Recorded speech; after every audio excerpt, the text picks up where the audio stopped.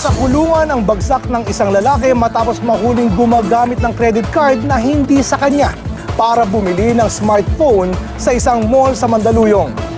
Kinilala ang suspect na si Stephen Francis Lucena na nagpakilala pang manager ng isang telecommunications company.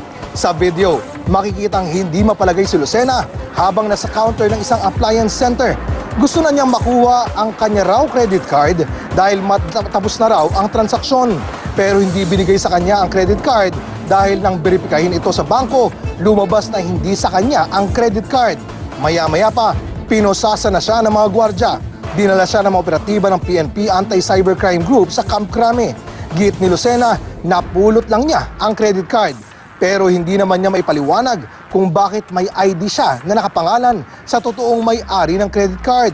Maharap sa reklamong paglabag sa Access Devices Regulations Act ang suspect. Patuloy namang hinahanap ang nakatakas niyang kasamang si alias Lia.